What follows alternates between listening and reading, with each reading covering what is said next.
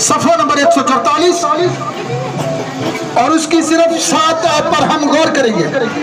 यहां पर कुछ इस तरह से मरकूम है, क्योंकि जो मुआ वो गुनाह से बरी हुआ, खुदावन के कलाम के पढ़े जाने पर खुदा की बरकत हो। सब तशरीफ रखें।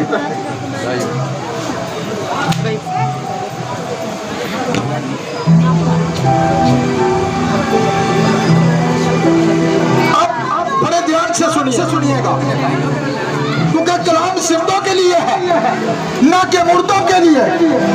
खुदा जिंदों का है, ना के मुर्दों का। और जिंदा लोग जो है उसकी आवाज को सुनते हैं। खुदा के कलाम के अंदर लिखा है कि गौर में तेरी कौन परस्तिश करेगा, गौर में जाकर कौन उसकी इबादत करेगा, कब्र के अंदर जाकर कौन उसकी मददसराई करेगा। बल्कि जिंदा लोग उसकी मददसराई करते हैं, जिंदा लोग उसकी आवाज को सुनते हैं, जिंदा लोग उसके कलाम के मुताबिक चलते हैं, जिंदा लोग जो है उसके हुक्मों को बजा लाते हैं। जैसा कि यहाँ पर लिखा है, जो मुआ वो गुनाह से बरी हुआ। अगर मरने के बाद इंसान जो है वो गुनाह से बरी हो जाएगा तो फिर इसमें बुराई क्या है। लेकिन आज इस मरने की बाबत आप जाने ये मरना कैसा है। हम गीत तो गाते हैं, एक दफा वच मसीदे तेनू मरना प्यारा है, यह मरना अलग है। अगर हम हिंदुओं को देखें तो वो मुर्दों को जिला देते हैं, ऐसी बात है। हर मजहब का अपना एक तरीकाकार है। लेकिन यहाँ पर मैं आज जिस मरने के बारे में बात कर रहा हूँ, इसके बारे में आज आप जाने, क्योंकि कुछ लोग जो है नशे की हालत में मरते हैं, कुछ लोग जो है शराब पीकर मर जाते हैं, कुछ लोग जो है सारी जिंदगी जो है नशे के अंदर गुजार देते हैं। तो फिर हम कहते हैं खुदावन तूने दिया, तूने लिया, तेरा ना। क्या खुदा की ये मर्जी थी कि इंसान नशे की हालत में मरे, इंसान गुनाह की हालत में मरे, इंसान बुराई की हालत में मरे? नहीं, बल्कि खुदा की मर्जी ये है कि इंसान अपनी बदी से बाज आए और इंसान जो है अपनी बुरी राहों से फिरे, तौबा करे, रज्जू लाए, ताकि उसके गुनाह जो है वो मिटाए जाए। खुदा की इस बात में खुशी है। खुदा की इस बात में खुशी नहीं है कि शरीर अपनी शरारत के अंदर मर जाए, बल्कि वो बार बार मौके देता है। और यहाँ पर अगर हम गौर करें तो बाग एदन के अंदर खुदा ने जो है आदम से कलाम किया। खुदा ने आदम से कहा, जिस रोज तूने इसके फल में से खाया तू मरा। ऐसी बात है क्या? जब उसकी मददगार उसके लिए खुदा बना कर लाया, आदम जितनी देर तक इस बदन के बगैर था, जिस तरह खुदा रूह था, पहले आदम का भी जो बदन था वो एक रूह था। पैदाइश की किताब 1:26 आयत के अंदर ये लिखा हुआ है। और जब खुदा ने इंसान को मिट्टी से बनाया, उसके नथनों के अंदर जिंदगी का दम फूंका, तो इंसान जीती जान हुआ।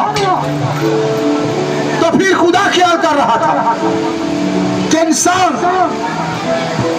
को हम अपनी शबी की मदद बनाए।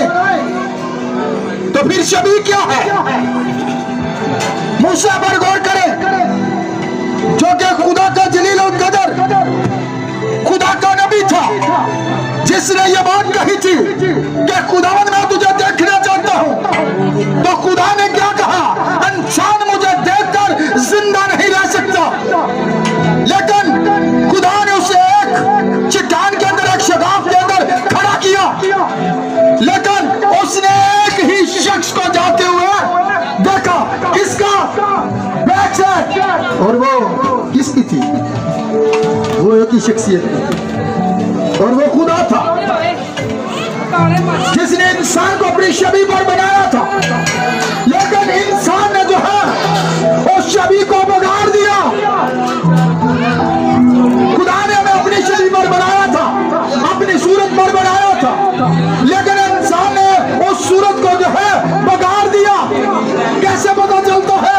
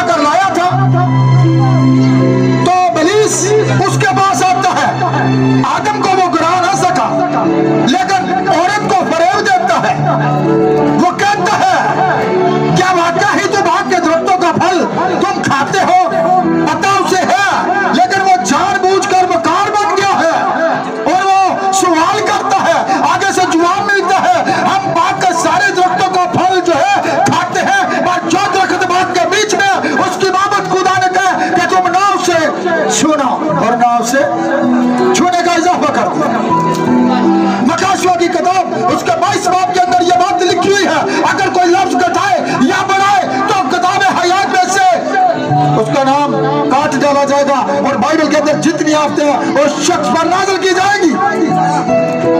क्या खुदा ने उसे कहा था जिस रोज तूने खाया तू मरा? क्या आदम मर गया था? सवाल है।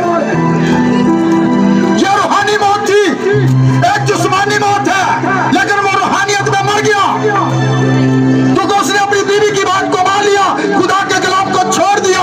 जब आप खुदा के कलाम को छोड़ देते हैं, दुनिया की तालीम को आगे रख लेते हैं, दुनिया की बातों को आगे रख लेते हैं, तो आप मुर्दा हैं। ये बात बाइबल कहती है। कैसे? दुनिया के अंदर जो पहला इल्म था वो कहां पर आया? वो बाग एदन के अंदर आया। और वो आकर क्या कहते हैं? वो कलाम ही पेश करते हैं, खुदा ने कहा है। और आगे से फिर जवाब भी देते हैं वो खुद ही। खुदा बोला है जिस दिन तुम इस फल में से खा लोगे तो किसकी मानंद मान जाओगे? खुदा की मानंद। यह सफेद झूठ था। क्या वो फल खाने के बाद खुदा की मानंद बन गए या कि नाफरमान बन गए? लूसीफर ने नाफरमानी की, उसे आसमान से पटका दिया। और जब आदम और हवा ने नाफरमानी की तो उन्हें बाग एदन से निकाल दिया गया, क्योंकि उन्होंने खुदा के कलाम को तोड़ा था, खुदा के कलाम को छोड़ा था और बाहर की तालीम को कबूल किया था। वो ज़हीन बनना चाहती थी, वो अक्ल लेना चाहती थी, और खुदा ने उसे कहा था जिस रोज तूने खाया तू मरा। आज दुनिया के अंदर बहुत सी ऐसी तालीमात है, बहुत सी ऐसी तालीमें हैं, बहुत सी ऐसी मिशनें हैं, बहुत सी ऐसी तंजीमें हैं। हर तंजीम जो है, हर मिशन जो है, उनकी अपनी तालीम है। बाइबल यही है। क्यों? यीशु मसीह ने क्या कहा था? मेरी भेड़ें मेरी आवाज को, वो किसी गैर के पीछे, उसकी आवाज क्या है? कलाम। एक शख्स के पास खुदा का एक बंदा जिसका नाम विलियम ब्रैनम था, उसके पास एक शख्स आता है, वो कहता है मैं हर मिशन वाले शख्स के पास गया, वो कहते हैं मैं ठीक हूँ, दूसरा गलत है। उसके पास गया, उसने कहा वो गलत है, मैं ठीक हूँ, लेकिन आप इसके बारे में क्या कहते हैं? उसने कहा हर इंसान का जो है कलाम में झूठा जा रहा है, पर यह सच्चा है, हर मिशन ही गलत है। यह खुदा का कलाम सच्चा है, जिंदगी इसके अंदर है, बार मौत है। जैसे ही हवा ने बाहर कदम रखा, जैसे ही कलाम को छोड़ा, इब्लीस की बात को माना, बाहर की तालीम को कबूल किया, तो वहीं पर मौत वारिद हुई। गुनाह की मजदूरी मौत है, गुनाह की मजदूरी मौत थी। खुदा ने वहां पर कहा था यह सजा थी, इससे पहले मौत नहीं थी। खुदा ने आदम से कहा क्योंकि तू खाक है और फिर खाक में लौट जाएगा। यह मौत वहां पर आई।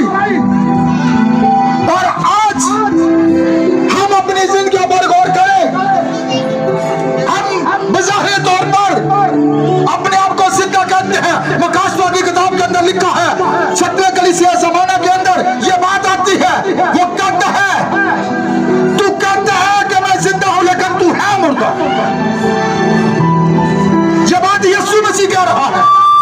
7वें ज़माना के अंदर जो लदीकिया का ज़माना है, जिस ज़माना के अंदर मैं आपके साथ मुखातब हूं, मैं आपको बता रहा हूं,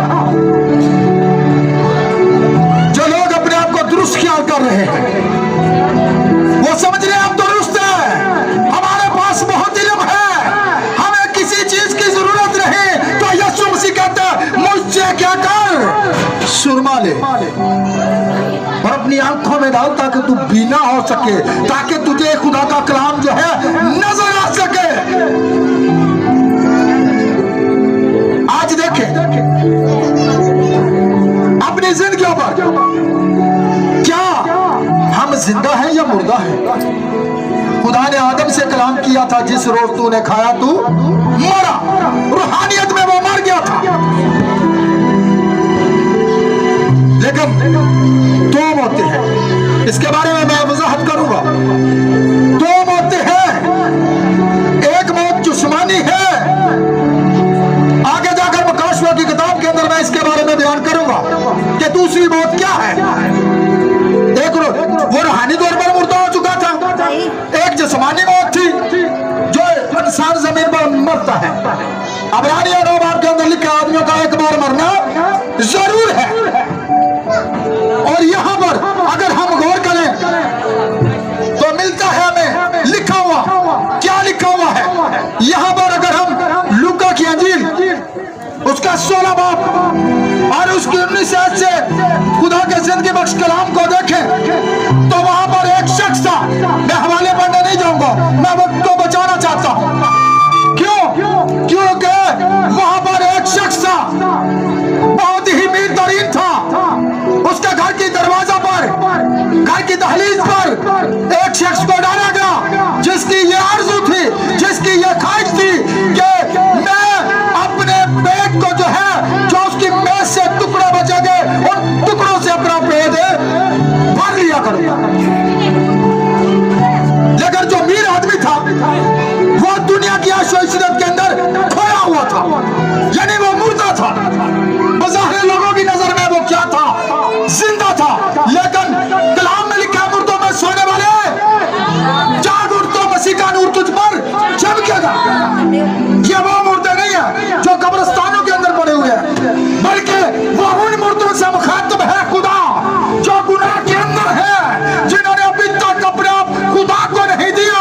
वो गुनाह की दलदल में इस कदर तरस चुके हैं, फंस चुके हैं, इब्लीस ने इस कदर उन्हें अंधा कर दिया है ताकि वो खुदा के कलाम को देख न सके। बाइबल पर निगाह करें, खुदा के कलाम पर गौर करें, क्योंकि उसने अपने हर नाम से ज्यादा अपने कलाम को जो है अज़मत दी है। उसका कलाम हर एक चीज से बढ़कर है, वो अव्वल है। हम कहते हैं वो अव्वल है, लेकिन जब उसको कबूल करने की बारी आती है, जब उसके कलाम के साथ खड़े होने की बारी आती है, उस वक्त हम उसे पीछे कर देते हैं और अपनी ख्वाहिशात को आगे रख लेते हैं। लेकिन आज जाने यहाँ पर मीर आदमी जो है वो दुनिया की आशो-इशरत के अंदर खोया हुआ है। उसने अपनी आखिरत भूल गई है कि मैंने एक दिन इस जमीन को छोड़ना है, एक दिन मेरा दिल जो है वो बंद हो जाएगा, एक दिन जो मेरा जिस्म है ये लाश बन जाएगा, एक दिन जो है मैं इस जमीन को जब छोड़ूंगा मेरा खुदा जो है मुझसे 5 पुरुष करेगा। तुझको मैंने जो जिंदगी दी थी उसके साथ तूने क्या किया? फिर मैं क्या जवाब दूंगा? नहीं, बल्कि वो अपनी आशो-इशरत के अंदर इस कदर भटक चुका था, खो चुका था। और बाइबल के अंदर लिखा है इस जहान के खुदा ने तुम्हारी अक्लों को अंधा कर दिया। कैसे? ताकि आप रोशनी को ना देख सकें, आप खुदा के कलाम को ना देख सकें। इब्लीस बात बड़ा मक्कार है, वो कलाम करता है, वो आकर हवाले देगा, वो आकर यही कलाम पढ़ेगा। वो यीशु मसीह के पास भी आया, उसने आकर कहा अगर तू खुदा का बेटा है तो इन पत्थरों से कहा कि ये रोटियां बन जाए। क्या यीशु रोटियां नहीं बना सकता? वो 7,000 को खाना खिला सकता है, 5,000 को शेर कर सकता है, ऐसे बात है। लेकिन वो इब्लीस की सुनने वाला बन जाता। कलाम में लिखा है इंसान सिर्फ रोटी से जीता ना रहेगा, बल्कि हर उस बात से जो खुदा के मुंह से निकलती है। जिंदगी खुदा के कलाम के अंदर है। अगर आप जिंदा रहना चाहते हैं तो फिर जिंदगी इसके अंदर है। मीर आदमी को देखे, उसने क्या किया है, गौर करें जरा अगली बात पर। देखें यहाँ पर क्या लिखा हुआ है 19 आयत पर। जी मैं शार्ट पढ़ूंगा, लिखा है उसकी 22 आयत पर। और ऐसा वो गरीब मर गया, फरिश्तों ने ले जाकर उसे इब्राहिम की गोद में जो है डाल दिया। और कुछ दिनों के बाद मीर आदमी भी मर गया। पहले को मर गया है गरीब लाजर, कुछ दिनों के बाद जो है मीर आदमी भी मर जाता है। और जब मीर आदमी मर जाता है तो वो कैसे पहचानता है? जब मरता है तो वो लाजर को पहचान लेता है। लोग आज कहते हैं वो मर जाइए तो बड़ा जान ही छोड़ दे। मैं आज आप लोगों को बताना चाहता हूं, बेटियों बहनों भाइयों, मरने के बाद जान छूटती नहीं है। वो जिंदगी का दूसरा दर्जा है, ये पहला दर्जा है जो इस जिस्मानी बदन के अंदर हम गुजार रहे हैं। ये पहला दर्जा है। दूसरा दर्जा वो है जो इस जिस्म के बगैर रूह की सूरत में हमारा जो है रूह का हमर है, लिखा जिसे खुदा ने दिया था रूह के पास। वास की किताब के अंदर ये लिखा है। लेकिन आज हम इस लाजर और मीर आदमी की कहानी से सीख लें कि किस तरह उनकी रूहों ने एक दूसरे को पहचान लिया। यीशु ने तमसील कही। उसने कहा, जब लाजर ने उसे देखा तो उसने कहा जो अंदाजा है, उसने अंदाजा लगा लिया कि लाजर जो है वो राम की जगह पर है और मैं यहाँ पर आग में तड़प रहा हूँ, मैं यहाँ पर कर्म में हूँ, मैं यहाँ पर असियत में हूँ। उसने यहाँ तक जो है अंदाजा लगा लिया है और वो इब्राहिम से सवाल करता है। वो कहता है, ऐ बाप इब्राहिम, लाजर को भेज। क्या वो अपनी उंगली का सिरा पानी में डुबोकर मेरी जबान को तर करे ताकि मेरी प्यास बुझ जाए। मरने के बाद की ये बात बता रहा हूं क्योंकि ये दूसरा दर्जा है। रूह किस तरह दलीलें दे रही है, रूह किस तरह अब इब्राहिम को जो है रिक्वेस्ट कर रही है कि लाजर को भेजा जाए मेरी तरफ ताकि वो अपनी उंगली का सिरा भिगोकर मेरी जबान को तर करे और मेरी प्यास बुझे। लेकिन इब्राहिम ने उसे क्या कहा? उसने कहा, तू अपनी जिंदगी में अच्छी चीजें ले चुका। उसने कहा, याद कर, क्योंकि तू जमीन के ऊपर ऐशो-इशरत के अंदर खोया हुआ था। तुझे खुदा के कलाम की फिक्र नहीं थी। तूने अपने आप खुदा को नहीं दिया। तूने उन लोगों का ख्याल नहीं किया जो खुदा के लोग थे। लेकिन लाजर जो तेरे घर के दरवाजा पर डाला गया था, अब वो अच्छी जगह पर है। उसने कहा, हमारे और तुम्हारे दरमियान एक बहुत बड़ा घड़ा वाक़या है। उस वक्त आलम रवा जो थी वो जमीन के नीचे थी। एक तरफ इब्राहिम है और एक तरफ जो है वो मीर आदमी आलम रवा के अंदर है। दरमियान में बहुत बड़ा घड़ा वाक़या है। ना कोई वहां से उधर जा सकता है और ना उधर से कोई वहां जा सकता है। लेकिन रूह का देखिए किस तरह उसे मरने के बाद सारा कुछ याद है। उसे अपने रिश्तेदारों के बारे में सब कुछ याद है। बहुत से लोग जो है गाड़ियों के अंदर कुछ ले जाते हैं। बहुत से लोग हैं जो हवाई जहाजों के अंदर सफर कर रहे होते हैं। जहाज क्रैश हो जाता है, चेथड़े उड़ जाते हैं, उनका जो है बदन ही नहीं मिलता, उनका बदन ही नहीं मिलता तो रूह बदन से निकल जाती है। इंसान तीन चीजों पर खड़ा है, रूह, बदन और जान। रूह को सब कुछ याद है मरने के बाद भी। और वो क्या कहती है इब्राहिम से कि जमीन पर मेरे 5 भाई हैं, वो भी ऐशो-इशरत के अंदर है। मैं नहीं चाहता कि वो भी मरने के बाद इस जगह पर आ जाए जिस तरह के आज मैं यहाँ पर अज़ाब में हो, अज़ियत में हो, दुख में हो, परेशानी में हो, वो भी यहाँ पर आ जाए। वो कहता है मुर्दों में अगर किसी को भेजा जाए तो वो उनकी जरूर सुनेंगे। इब्राहिम ने उससे क्या कहा? इब्राहिम ने उससे कहा, जमीन पर मूसा है, अंबिया है, अगर उन्होंने उनकी नहीं सुनी, अगर कोई कब्रिस्तान के अंदर से मुर्दों में से उठकर भी चला जाए तो वो उसकी भी ना सुनेंगे। आज खुदा के खुदा, आज बहुत से दुनिया के अंदर पासबान, आज दुनिया के अंदर बहुत से खादम जो है चिल्ला रहे हैं, किसके खिलाफ? गुनाह के खिलाफ मुनादी कर रहे हैं कि बुरी राहों से बाज आ जाओ, अपनी राहों को बदलो, अपनी राहें दुरुस्त कर लो। राह हक और जिंदगी यीशु मसीह है। आप उसके पास आ जाए जिसने हमेशा की जिंदगी का आपके साथ वादा कर रखा है। फिर हम ये ना कहें अगर हम नशे की हालत में मरेंगे खुदा ने अपने कलाम के अंदर क्या कहा है? जमीन आसमान तो टल सकते हैं पर मेरे मुंह की बातें हरगिज नहीं टलेगी। समान जमीन खत्म हो सकती है लेकिन उसका कलाम अब तक कायम रहेगा। जो बात उसने एक बार कह दी है वो टल है, वो टल नहीं सकेगी।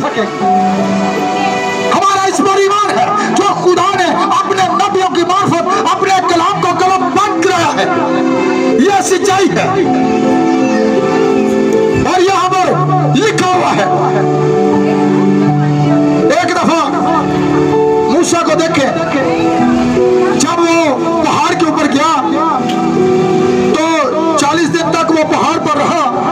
तो जब वो वापस नहीं आया तो जिन्हें मिस्र की गुलामी में से मूसा निकाल कर बाहर लाया था वो क्या कहते हैं, पता नहीं वो मर्द मूसा कहां पर चला गया है।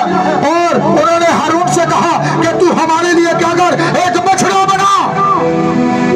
और जब उस बछड़े को बना लिया तो उन्होंने उस खुदा की तकफीर कर दी और उन्होंने कहा ये हमारा वो महमूद है जो हमें मिस्र की गुलामी में से निकाल कर बाहर लाया है। खुदा ने मूसा से कहा जा नीचे चला जा, तेरे लोग बिगड़ गए हैं। खुदा काइन को भी बता रहा था तेरा मुंह क्यों बिगड़ा हुआ है, गुनाह तेरे दरवाजा पर जब का बैठा है लेकिन तू इस पर गालिब हो। खुदा जो है हर इंसान को जो है मौके देता है। खुदा इंसाफ करने वाला खुदा है। उसने अगर मुझे मौका दिया है, उसने हर इंसान को यह मौका दिया है, उसने हर इंसान को जो है अक्ल दी है, उसने हर इंसान को जो है हिकमत दी है, उसने हर इंसान को जो है फहम अता किया है ताकि वो अपनी जिंदगी का फैसला खुद कर सके।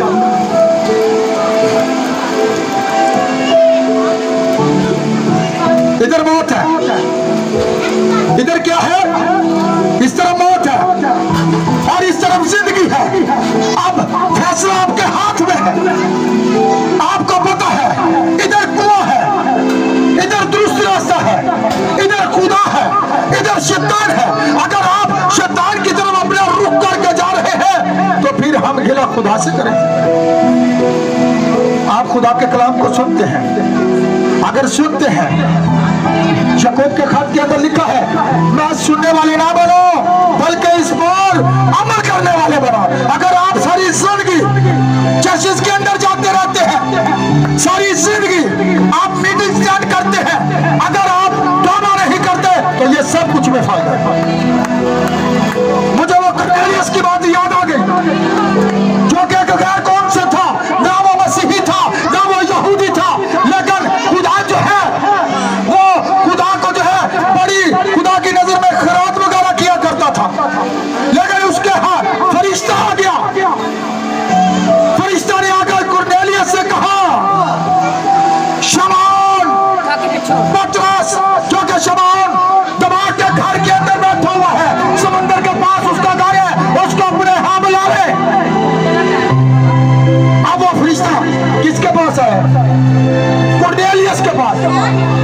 फरिश्ता मरियम के पास भी आया था, फरिश्ता दानियल के पास भी आया था, फरिश्ता विलियम ब्रेनम के पास भी आया था जिसने आखिरी जमाना का पैगाम दिया है।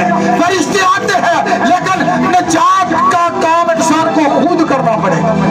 उसने निजात पाई है या कि नहीं? आप खैरात करते हैं, बड़ी अच्छी बात है, आप खादिमों के साथ चलते हैं, बड़ी अच्छी बात है, लेकिन अगर आप तौबा नहीं करते, आप यीशु मसीह के नाम में बपतिस्मा नहीं लेते तो इसका मतलब है आप भटके हुए हैं, आप गुनाह के अंदर मुर्दा है, आप खोए हुए हैं। और यीशु मसीह ने कहा कि इब्ने आदम खोए हुए को ढूंढने और नजात देने के लिए आया। आज लोग शिफा के पीछे भागते हैं, शिफा के लिए, लेकिन बदनी शिफा के लिए नहीं आते जो हमेशा की शिफा है, जो यीशु देना चाहता है। लेकिन यहां पर आज गौर करें, उस किताब के अंदर जब उन्होंने 6 गुना सरजद हुआ तो वहां पर मूसा ने क्या कहा, खुदावन इन लोगों का गुनाह जो है माफ कर दे, नहीं तो उस किताब के अंदर से मेरा नाम ही क्या कर मिटा डाल। वो कौन सी किताब थी? वो किताब हयात है जिसके अंदर हर इंसान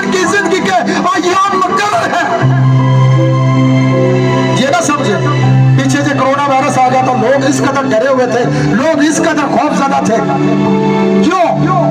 आपका ईमान कहां पर है? आप जिंदा खुदा के मानने वाले लोग हैं। मैंने उस वक्त भी नेट के ऊपर मेरे मैसेज चलते हैं, हर संडे का मैसेज मेरा नेट पर होता है। मैंने उस वक्त भी कहा था अपने मैसेज के दौरान कि जो सादक की जिंदगी का याम है वो खुदा की किताब के अंदर मुकर्रर है। जो खुदा ने किताब लिख रखी है उसके अंदर वो याम जो है मुकर्रर है। अगर आपने कोरोना से मरना है तो फिर आपको दुनिया का कोई डॉक्टर बचा नहीं सकेगा। बचाने की कुदरत वो रखता है जो आग की भट्टी में से लोगों को जिंदा निकाल लेता है। वो खुदा बचाने की कुदरत रखता है। जहां पर दानियल को शेरों की मांद के अंदर डाल दिया जाता है, शेरों के मुंह बंद कर दिए जाते हैं, वो खुदा मौत से बचाने की कुदरत रखता है। आज दुनिया के अंदर बहुत से ऐसे मैंने लोग देखे जिनके चारों तरफ जो है इस कदर बॉडी कौन होते हैं, मौत से खूब ज्यादा है, लेकिन जब मौत आ जाती है क्या बॉडी गार्ड जो है जो कि 10-10 राइफलें लेकर जो गिरफ्त घूम रहे हैं उन्हें बचा सकते हैं? वो मौत से बच सकते हैं? जब मुकर्रर वक्त आ जाएगा, मुकर्रर वक्त पर कुछ समझ नहीं आएगी, 10 बॉडी गार्ड भी बैठे हो तो वो फिर भी आकर मारकर चले जाएंगे।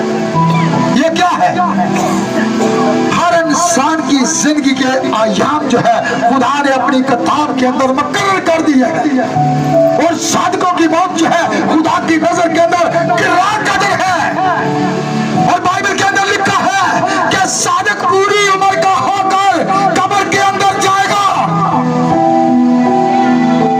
पूरी उम्र, पूरी जिंदगी खुदा उसको जो है। लेकिन एक बात याद रखें, हम गीत गाते हैं टका वास्ते खूनी कदी अद्धी उम्र भी ना पावे। लेकिन एक बात याद रखें, आज मैं मैसेज को क्लोज करने लगा हूं। यहां पर किताब पर मैं बात कर रहा हूं। हर इंसान की जिंदगी का याम उसकी किताब के अंदर मुकर्रर है। और अगर आप आकाशवा की किताब में चले, निकालिए मेरे साथ जरा, मैं दूसरी मौत के बारे में अब आपको बताऊंगा और यहीं पर हम मैसेज को क्लोज कर देंगे।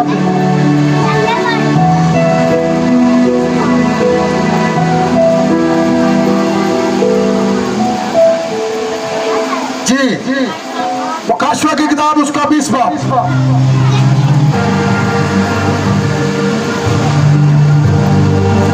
और उसकी 6 आयत से गौर करेंगे। यहां पर लिखा है पहली क़यामत यही मुबारक और मुकद्दस हुआ जो पहली क़यामत में शरीक हो। ऐसों पर दूसरी मौत का कुछ इख्तियार नहीं, बल्कि वो खुदा और मसीह के काहिन होंगे और उसके साथ 1000 बरस तक क्या करेंगे? 1000 बरस तक वो जो है बादशाही करेंगे। कौन लोग? बाइबल के अंदर 2 क़यामतों का जिक्र है, रास्तबाजों की क़यामत और गुनाहगारों की क़यामत। रास्तबाज वो लोग हैं जब यीशु मसीह आएगा उनकी कब्रें खुल जाएंगी और वो हवा में उड़कर जो है इस्तकबाल करेंगे। लेकिन जो गुनाहगार लोग हैं उनकी कब्रें 1000 बरस तक बंद रहेंगी। 1000 बरस तक उनकी कब्रें बंद रहेगी, वो ना खुलेगी। वो दूसरी क़यामत में उठेंगे और दूसरी मौत मरेंगे। वहां पर लिखा है वो भेड़ों को बकरियों से जुदा करेगा। भेड़ों को भी अदालत में आना पड़ेगा, लेकिन दुल्हन को नहीं आना पड़ेगा, दुल्हन पहले जा चुकी होगी। गौर करें, आज यहां पर लिखा है कि वो भेड़ों को बकरियों से, अगर लिखे रास्तबाज मुश्किल से निजात पाएगा तो फिर बेदीन गुनाहगार का क्या ठिकाना? वो दूसरी मौत मरेंगे। कौन? गुनाहगार। लेकिन जो एक बार पैदा होता है वो 2 बार मरेगा, जो 2 बार पैदा होता है वो 1 बार मरेगा। एक पैदाइश वो है जो हमें वालिदैन की तरफ से मिलती है, एक पैदाइश वो है जो कि हमें खुदा की तरफ से मिलती है, जिसके बारे में यीशु ने निकोदेमस से ये बात कही, तुम्हें भी नए सिरे से पैदा होना जरूर है। उसने कहा मैं बूढ़ा हो गया हूं, सारी जिंदगी मैंने मुनादी की है, मैं पैदा ना हो तो आसमान की बात में जाना तो दूर की बात है, कोई देख नहीं सकेगा उसका। उस रोज इस कदर जलाल होगा। गौर करें, आज जिस किसी का नाम किताबे हयात में लिखा हुआ ना मिला वो आग की झील में डाला गया। यह दूसरी मौत है, वो दूसरी मौत मरेंगे जो आज दूसरी पैदाइश हासिल नहीं कर रहे, जो आज खुदा के कलाम को कबूल नहीं कर रहे, जो आज नए सिरे से पैदा नहीं हो रहे, जो लोग तौबा नहीं कर रहे। कलाम के अंदर लिखा है हम सब ने गुनाह किया और खुदा बाप के जलाल से, आदम में से जितने भी लोग पैदा हुए सब गुनाह में हैं। कुछ लोग अड़ी कर लेंगे ने गीत असी गाने मिट्टी दिया बाबिया ना कार्या में भाई जी तौबा कर लो। भाई जी कादी तौबा करांगे मैं कीता की क्यों करो तौबा? असी आखिर खलोने भाई ये बात हमारा खुदा कहता है। खुदा कहता है तौबा करो, हमें करने की जरूरत है। वो पाक है, वो कहता है पाक बनो, क्योंकि उसकी आंखें इस कदर पाक है वो बदी को देख नहीं सकता। और जिस किसी का नाम किताब हयात में लिखा हुआ ना मिला वो आग की झील में डाला गया, क्योंकि ना काटा जा सकता है लेकिन पर्रा की किताब हयात में से ना नहीं बताया जा सकता। वो पर्रे की दुल्हन की किताब है। दो किताबें हैं, एक किताब हयात और एक पर्रा की किताब हयात। पर्रा की किताब हयात के अंदर उसकी दुल्हन के नाम जो कलाम के साथ खड़ी है, वो किसी तंजीम के साथ खड़ी नहीं है, वो किसी मिशन के गुलाम नहीं है, बल्कि उनका वो मिशन है जो यीशु मसीह का था, जिससे बेटा आजाद करता है। वो वाकया ही आजाद है, उसने हमें आजाद किया है, लेकिन मिशन ने हमें गुलाम बनाकर रखा। संदल मार लिया उधर गया तो तेरी खैर नहीं, तू साढ़े चले जो भी गया। एक ऐसी फकिया फरिश्ते वाली गल है जिस तरह कि यीशु मसीह के दौर के अंदर यह हुआ था। जो लोग यीशु मसीह के पीछे जाते थे कहीं उन्हें हैकल से खारिज कर देते, तो कहते थे ये गुमराह है, ये लोगों को गुमराह कर रहा है, ये कौन से बाइबल कॉलेज से जो है सेमिनरी करके आया है। लेकिन यीशु मसीह के शगिर्दों पर गौर कर ले, उन्होंने कौन से बाइबल कॉलेज में से सेमिनरी हासिल की थी? वो अनपढ़ थे। उसने दुनिया के जहलों को, बेवकूफों को चुन लिया ताकि वो अक्लमंदों को शर्मिंदा ना करे। यह सच्चाई है और वो सब खुदा से तालीम याफ्ता होंगे। उन्हें सिखाया नहीं जा सकता, बल्कि उनको सिखाने वाला खुदा का पाक रूहुल कुद्दस है। लिखा बोलने वाले तुम नहीं बल्कि तुम में बसा हुआ मेरे बाप का रूह है। और अगर आज आप चाहते हैं, अगर आपने अभी तक दूसरी पैदाइश हासिल नहीं की, खुदा चाहता है कि आप क्या करें। माल की किताब 3 बाब के अंदर लिखा है बस तौबा करो, रजू लो, ताकि तुम्हारे गुनाह जो है वो मिटाए जाए और उसके हुजूर से जो है ताजगी के दिन आए। और वो उस यीशु मसीह को जिसका उसने वादा किया भेजे। जरूर है कि हर एक चीज बहाल की जाए अपनी दुरुस्त जगह पर। कलाम के साथ बहाली है, आप कलाम के पास वापस आ जाए। आपको दुनिया की कोई मिशन बचा नहीं सकेगी, आपको दुनिया का कोई पादरी बचा नहीं सकेगा। अगर आपको बचा सकता है तो वो ये खुदा का कलाम है, जिसके वसीला वो अदालत करेगा। ये कलाम के वसीला अदालत होगी, ये आपको बचाएगा। और यही मतलब है, फैसला करें आज, अपनी आंखों को बंद करें, दुआ करें। अगर इससे पहले आप गुलामी में थे तो उसका कलाम आजाद करता है, आप आजाद हैं। लिखा पूरी खल्लत के सामने अंजील की मनादी करो, जबकि आज मिशनों की मनादी की जा रही है। आज उसके कलाम के पास वापस आ जाओ, खुदा आपको वापस बुला रहा है। उसकी दुल्हन जो है उसके कलाम से वादा होगी। अगर यीशु मसीह दुल्हा है वो कलाम है, उसकी बीवी जो है वो कलाम है, वो कलाम है। आदम की बीवी उसके अंदर से निकाली गई तो यीशु मसीह की बीवी भी जो है उसके अंदर से निकली है और वो कलाम है। वो ये कहेगी कि हमारा दुल्हा ये कहता है, वो ये नहीं कहेगी कि हमारा विश्व ये कहता है, कि हमारा आलम ये कहता है, बल्कि वो ये कहेंगे कि हमारा दूल्हा ये कहता है। दुआ करें। अगर इससे पहले आपने तौबा नहीं की थी तो आज खुदा की आवाज को आपने सुन लिया है। यही कलाम मुजरिम ठहरेगा। उस रोज कोई बहाना नहीं चलेगा, उस रोज कोई ये बात ना कह सकेगा खुदावन मैंने तेरी आवाज को नहीं सुना था। यही कलाम बोल उठेगा और आपको मुजरिम ठहरा देगा। आज फैसला करें। अगर इससे पहले आपने तौबा नहीं की, खुदावंद यीशु मसीह के नाम में बपतिस्मा नहीं लिया, दूसरी पैदाइश हासिल नहीं की, तो आज खुदा के हुजूर वादा करके जाए, खुदावंद मैं तौबा करती, खुदावंद मैं तौबा करता। क्या वो बेटी, क्या वो बहन, क्या वो भाई, क्या वो बुजुर्ग जिन्होंने अभी तक तौबा नहीं की, मैं उनका हाथ देखना चाहता हूँ। क्या आज कोई तौबा करना चाहता है? जो तौबा करना चाहता है वो अपना हाथ ऊपर उठा दे।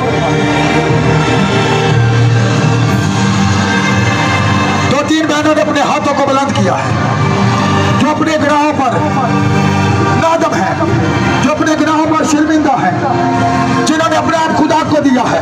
लिखा है जब एक शख्स जमीन पर तौबा करता है, आसमान पर हजारों फरिश्ते खुशी मनाते हैं।